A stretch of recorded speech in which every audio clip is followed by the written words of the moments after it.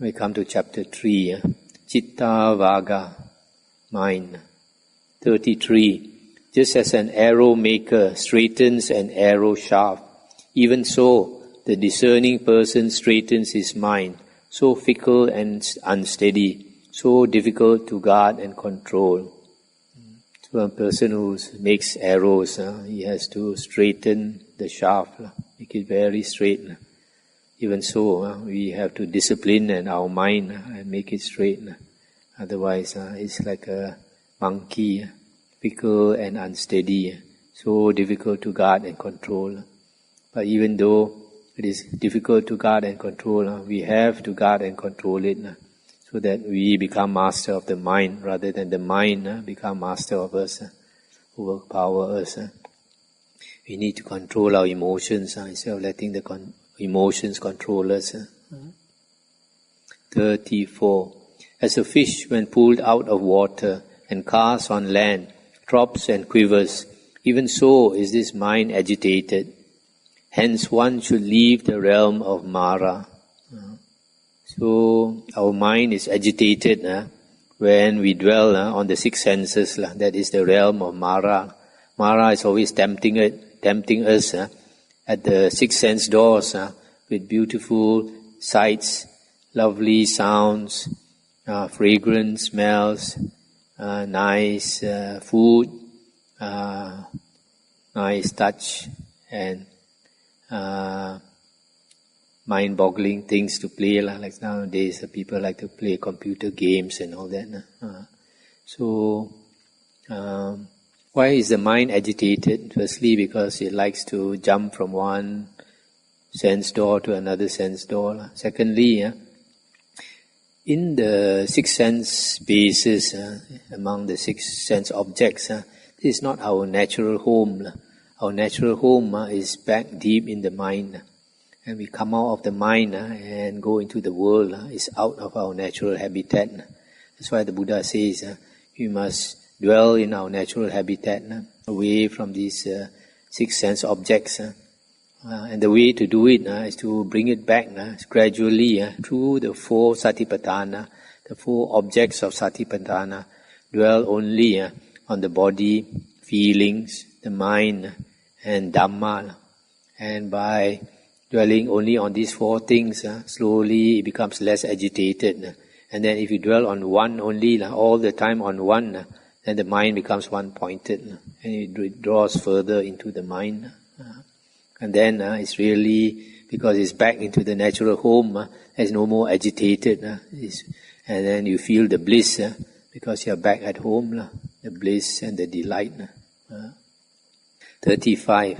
Wonderful indeed it is to subdue the mind, so difficult to subdue, ever swift and wandering, wherever it desires. A tamed mind brings happiness.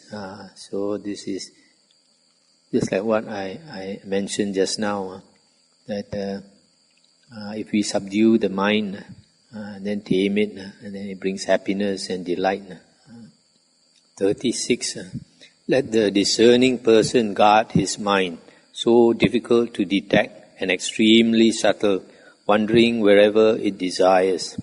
A guarded mind brings happiness. In one of the suttas, the Buddha said, an undisciplined mind is a source of great suffering. A disciplined mind is a source of happiness.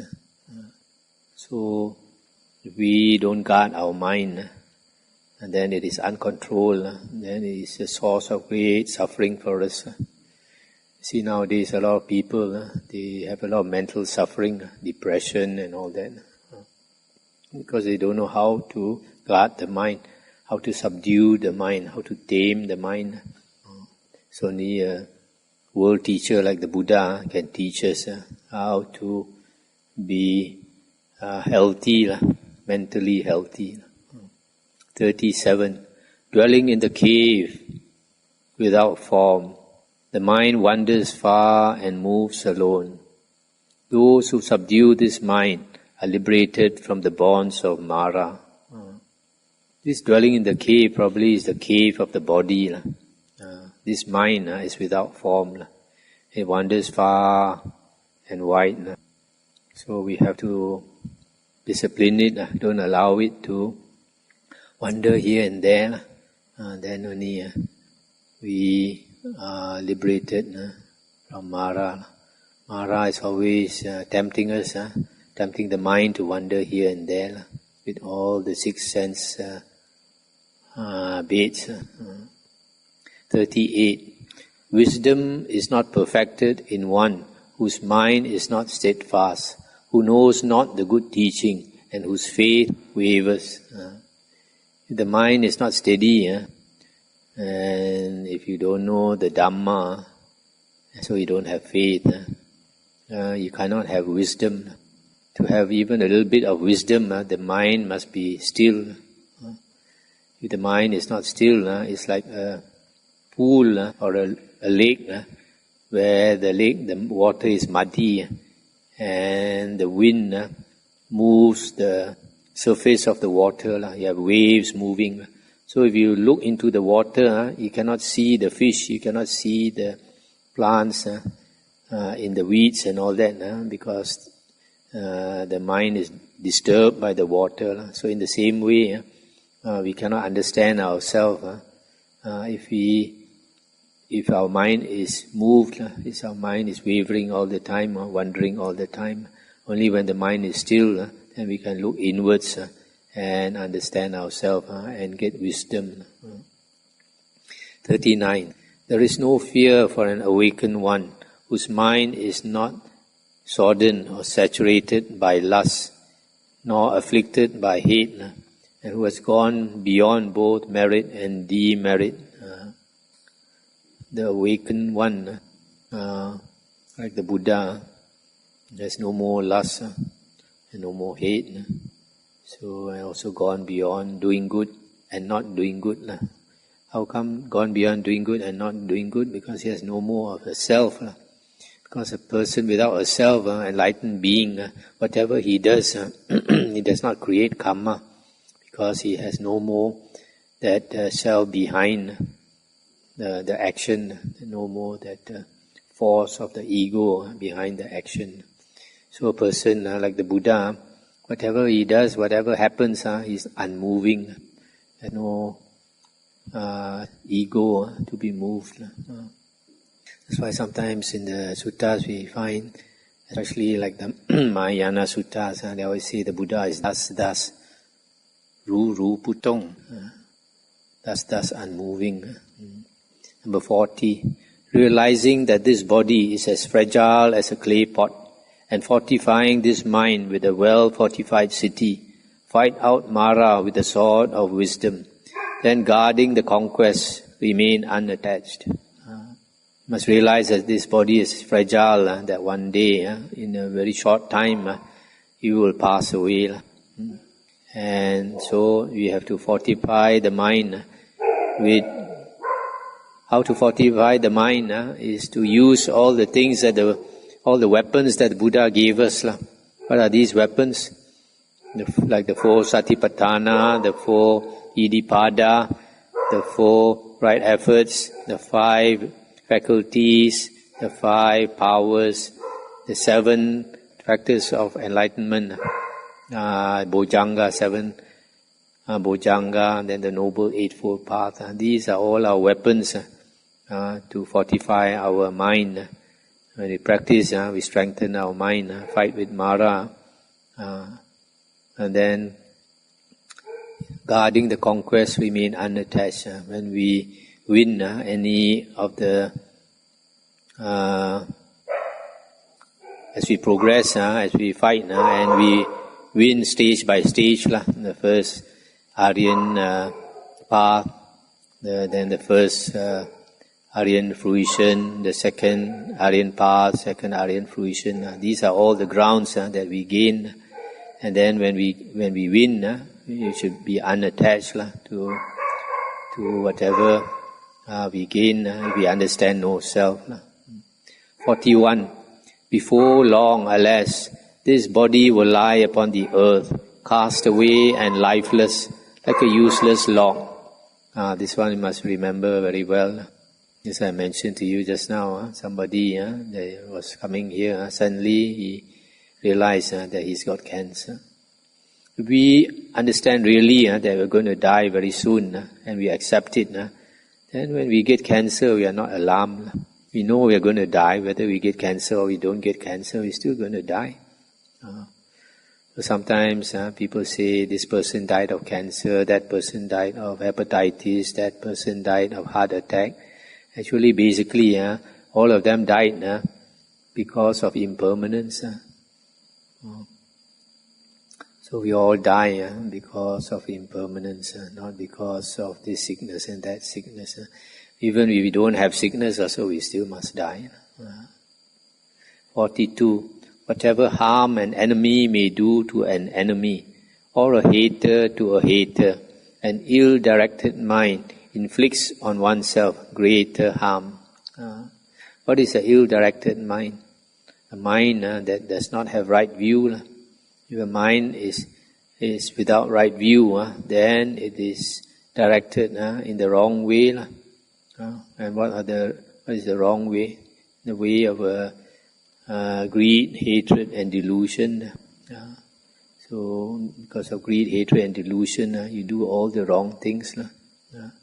So you are harming yourself more than anyone can harm us. Our greatest enemy is ourselves, and our greatest friend is also ourselves. If you know how to direct your life in the right way, you are your greatest friend. If you don't know and direct your mind, your life in the wrong way, you are your greatest enemy. For example, if somebody he thinks it's very nice to commit adultery, very enjoyable. So he thinks he's doing himself a favor by having this pleasurable relationship. But actually he's harming himself because at the end of it, at the end of life, he has to pay such a high price that it's not worth it. But because people don't understand this law of karma vipaka, so we think we are getting a good bargain. Actually, it's not a good bargain. So it's only by understanding the Dhamma that we understand what is good for us, what is not good for us. 43. Neither mother, father, or any other relative can do one greater good than one's own well-directed mind. This one the same way. Even your parents cannot do more for you than yourself if you know how to direct your mind properly. The most our relatives can do for us is just to benefit us in a material way in this lifetime. But if we know how to benefit ourselves, we not only benefit ourselves in this lifetime, but many, many lifetimes to come. But sometimes our relatives, they want to do something for us that they think is beneficial. Actually, in the long run, it's not beneficial. It seems beneficial only. And then later, when at the end of life, then we realize actually it's not beneficial. Sometimes we do something, it seems not only unbeneficial, sometimes it seems cruel, but it may not be. For example, when the Buddha left his family to take up the life of a renunciant, his father was very hurt, his mother was very hurt, his wife. But after he became enlightened, he came back and helped them with the Dhamma so that they became Arya also. So sometimes, like in this case, you think he's cruel. A lot of people, worldly people think, how can the Buddha leave the family when the son is just born? And so they think the Buddha is not being human, not being humane. But actually, he in that way, he benefits the family more than staying at home. If he stayed at home, how much can he benefit? He can only make them happy, make them secure in the false security, thinking that they are rich, they have a good life, there's a good family and all that. But actually, when we enjoy life, we use up our blessings, and we have to pay for it, and we are short of blessings at the end of life. Then we go to a bad rebirth. Unless you know how to lead your life according to Dhamma, then you can enjoy and build up your blessings. But nothing, even you build up your blessings, as long as you have not become an Arya, you have not got out of this cycle of birth and death, then you are definite to fall into the ghost realm, the animal realm, and the hell realm again and again and again and again. So the biggest favor he has done them is to renounce the family life. When somebody renounces the family life, it hurts the family members very much. But in hurting the family members, they actually, you do them a favor, because then they understand impermanence faster than at their deathbed. If they were to understand impermanence on their deathbed, they cannot do anything about it. But if they see somebody in the family has renounced, and then it hurts them so much, then they realize life is so impermanent. Something like this also can happen.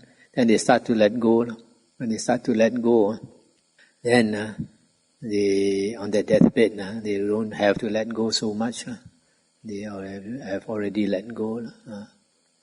There's something I saw with my mother also. When I renounced, it hurt her a lot. But after that, she let go. In the last few years of her life, there was not much to let go already. She had already let go. She was happy. So I'll end here. Anything to discuss?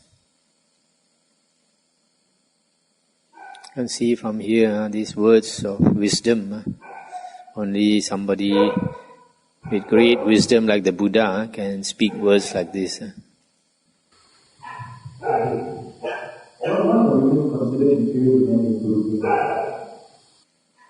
The Buddha did not say that women are inferior to men in Buddhism. What the Buddha said was, there are certain states a woman cannot achieve. For example, become a Buddha. Why can't a woman become a Buddha? You can understand when you read or you learn how the Buddha struggled to attain enlightenment. In my opinion, the Buddha was already a Sakadagamin when he came back in his last life, because he had met the Buddha Kassapa in the previous life, a previous human life, and he became a disciple of the Buddha Kassapa after hearing the Dhamma. You see, when his friend Gatikara tried to persuade him in that life with the Buddha Kassapa to go and see the Buddha, he refused. He was a Brahmin. He didn't appreciate the Buddha. He said, what's the point of seeing your shaveling monk? So many times his friend pulled him until he could not say no. Then only he went, and he didn't pay respect to the Buddha Kassapa. And then after that, the Buddha Kassapa taught him the Dhamma, and immediately his view changed, so much so that he became a monk. That shows that he attained stream entry. And in that life as a monk under the Buddha Kassapa, he attained at least the first jhana. We know because after that lifetime, he went to Tusita heaven. And coming down from Tusita heaven as Siddhartha Gautama, as a small boy, he could attain the first jhana under the Jambu tree. That shows that he had probably attained it under the Buddha Kassapa. So if he had attained the first jhana under the Buddha Kassapa, he would have become a Sakadagamin. So a Sakadagamin, when he came back in his last life as Siddhartha Gautama, it was natural for him to renounce. So after he renounced, the suffering he went through was so much. The Buddha said, you cannot find another person on the spiritual path who suffered more than him. And he said, at the most, you can find only somebody who equal his suffering, never more than him, whether it's a past, present, or future. So that type of suffering For a person, when like a Sakadagamin, he comes back in his last life, there's no Dhamma. Because there's no Dhamma in the world, he has to struggle extremely hard. There's no proper teacher. So he struggled so hard until he nearly died. That type of suffering, a woman cannot. Because the woman has a nature to protect life.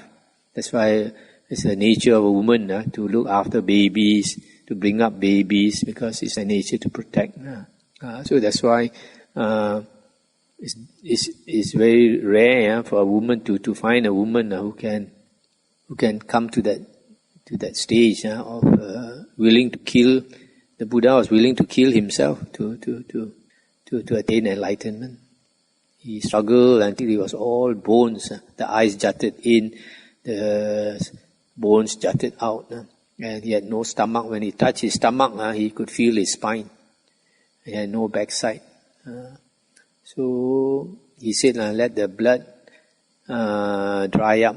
You continue his struggle. It doesn't matter. The blood dry up and the bones wither away. But he never slacken his energy. That type of effort a woman cannot attain. So that's why a woman cannot become a Buddha. But a woman can become a Arahant, same as man. So even men also, a lot of men cannot become a Buddha because it takes so much effort. So a woman can become a Arahant, which is equivalent. The enlightenment is the same. A woman cannot become a wheel-turning monarch. A wheel-turning monarch who rules the whole world. A woman cannot become Sakadeva Raja. So only these few things a woman cannot become. Cannot become a Brahma. Okay? Otherwise, a woman is not inferior to a man.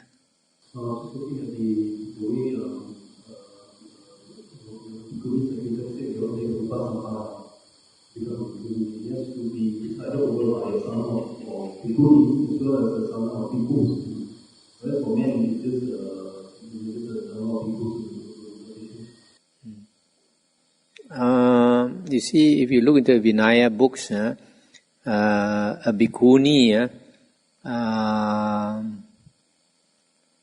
the Vinaya rules seem to be more rules for the nun, for the bhikkhuni, than for the bhikkhu.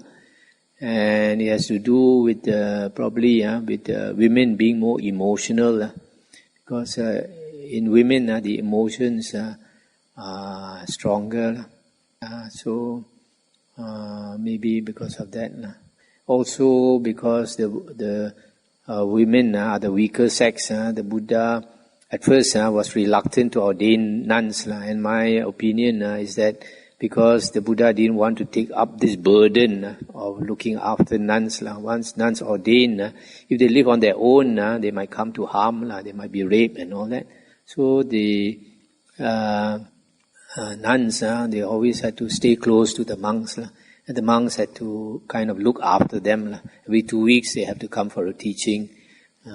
And the Vasa period, rains period, they cannot stay alone. They have to stay with the monks and all that. They cannot travel alone also and all these things. So that is... so it's not that the Buddha was heartless, didn't want to ordain women. It's just that it's a burden to the monks. But like now what is happening in the West is they ordain women, but they don't allow the women to stay with the monks. The women go off and stay on their own. Do you think it's easy for the women to look after the monastery? All women?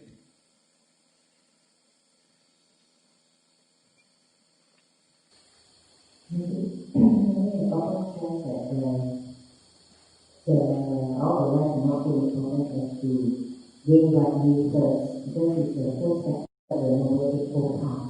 And yet, views is something that is very difficult to get to give up, especially if we are very opinionated. And because of our ego, we cling on to our own worldview of things, and If we don't pick up our own view, it's very difficult to gain that view. Then I think we advise how do we slowly pick up our own opinions and views and misconceptions. This kind of thing is very difficult because you can say a lot, but each person is different. So whether the Dhamma is very well explained by the Buddha already, and also the Vinaya, but a lot of people find it hard to follow because of their own personal opinions, because of their own personal pride and all these things. So it's not to me. There's not much point to talk a lot about it. Everything the Buddha has stated. So it's up to the person to practice according to what the Buddha says. As I mentioned a few times already, the Buddha said there are two foundations before a person can proceed to practice. One is moral conduct, the other one is right view. And I always say that right view is from listening to the Dhamma and understanding the Dhamma. And if a person becomes a monk long term, then he stays with the teacher long, then the teacher will have a responsibility to teach him, and then the teacher is only willing to teach him depending on the conduct of the monk. If the conduct of the monk is easy to teach, wants to be disciplined, wants to be taught, then the teacher will teach him.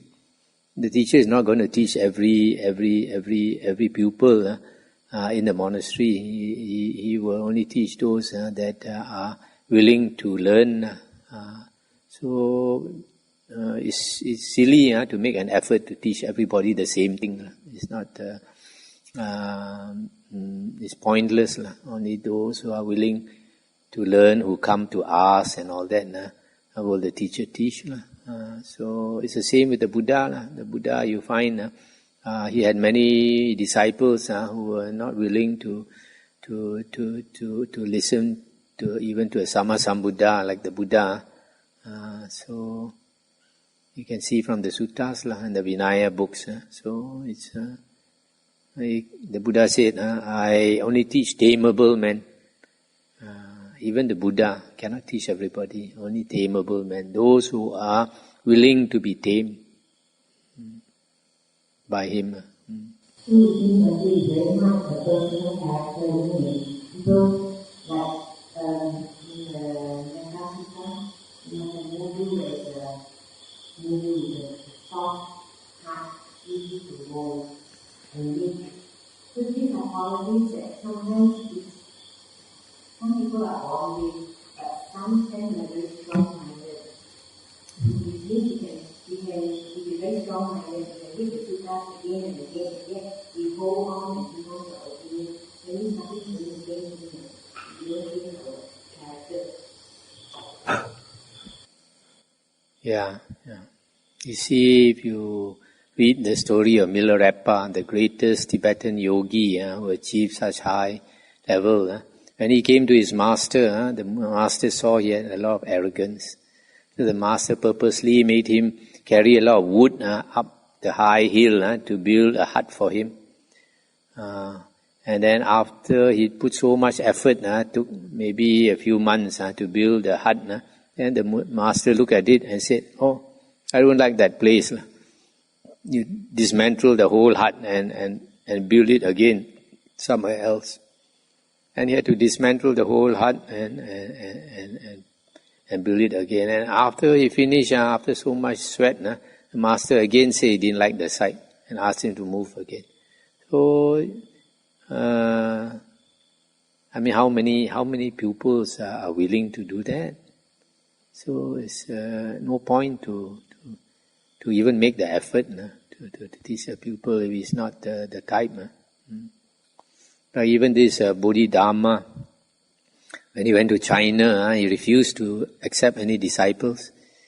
And then when one of the monks came to him to to plead to be his disciple. He said, I only accept disciples when the snow turns red. Then the disciple took the knife, chopped his hand until the blood flew all over the snow, and the snow turned red. Then only accepted him.